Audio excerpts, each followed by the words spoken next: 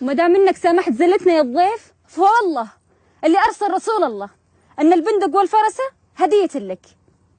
تعال مشعل، تعال خذ هديتك. ما تسهل. تفضل تفضل تفضل. مشكورين. الله وياك. ارخصوا لي. في امان الله. يا دنا يا دنا يا دنا.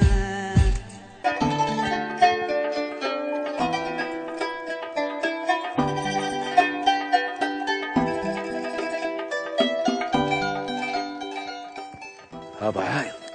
يا عايض يا عايض، لا حول ولا قوة إلا بالله. الشيخ عايض قطاع الطرق مربطينه ويبغون يقتلونه.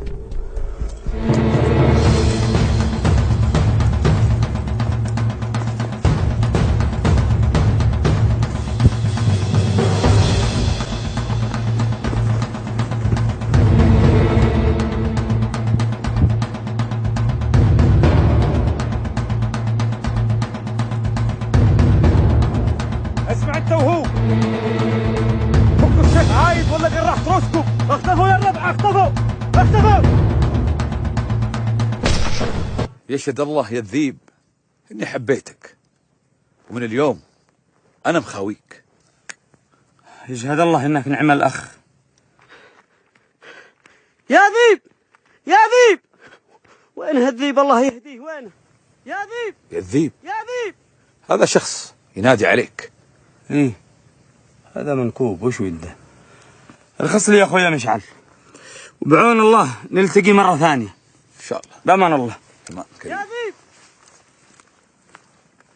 يا ذيب. من هذا الشخص اللي ينادي على الذيب؟ هذا الصوت ما هو غريب علي، خلنا اقوم واشوفه. يا ذيب يا ذيب. خير خير خير خير خير، وش تريد؟ بطيشان يا ذيب. طيشان؟ وش بغى بطيشان؟ بغاك يا ذيب تجي معانا في الحال، نعترض لغيثان وربعه وهم معاودين لأرضهم ونعمل لهم خمين. يتقطعوا غيثان وربعه؟ انا لازم ابلغ ابو الجمره باللي خطط له بطيشان. يا هوين عليك يا الذيب، يا هوين تشتغل مع المطاريد ومع بطيشان. انا لازم ابلغ القوم، لازم.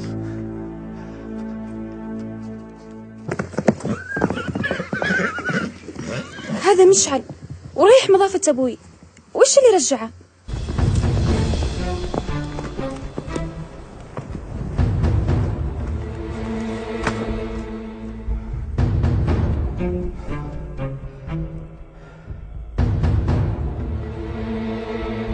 القوم غيروا طريقهم وسلكوا طريق المسيال زين ما فعلوا. بس كيف بيعرف الشيخ أبو الجمرة؟ السلام عليكم. كلنا من متابعي مسلسل الجمرة، وهو مسلسل رائع فعلا، ولكن الأخطاء فيه كثيرة، وكنا نتمنى ألا نرى هذه الأخطاء. والذي لفت انتباهي هو هذا الخطأ العجيب والمضحك جدا. في هذه اللقطة الحطاب مشعل قاعد في خيمة مع أمه وعايض أخو الغصين، وهو يسأل عايض إيش كان رد الجمرة حين علمت أن مشعل لن يشارك في السبق. بس لا تخليني علي الناس من بعدك حرام، هواك في وسط الحشا خيم والقاله محل، حذرا تخيب قلب كله فيك يا ابن الكرام. وأثناء الحديث قام مشعل بتذكر أول لقاء له مع الجمرة، ثم عرض هذا الفيديو. تفضل يا ابن الجاويد. انت مشعل الحطاب؟ ايه انا مشعل الحطاب. وبعدما خلص ذكرياته رجعوا للتصوير، ولكن ظهر بعدها مشعل في مكان تصوير آخر، والخيمة مش موجودة، لا وكمان صاحب عايض مش موجود، وحطوا بدله عون الحطاب.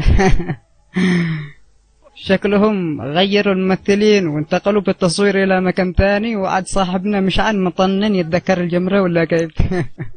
في الختام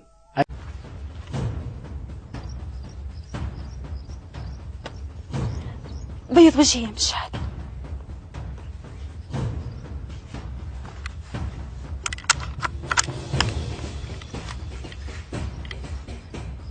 يلا يا مشعل يلا، بيض الوجه. لا تقلق يا ام مشعل، مثل ما فاز بالاولى بيفوز بالثانيه. يا رب.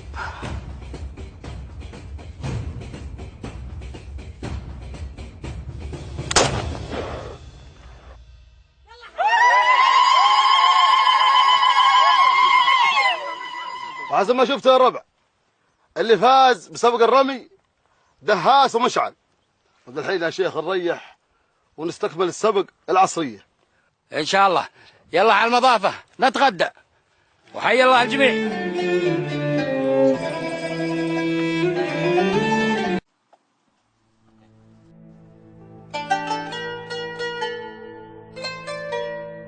اهلا وسهلا ومرحبا بالجميع.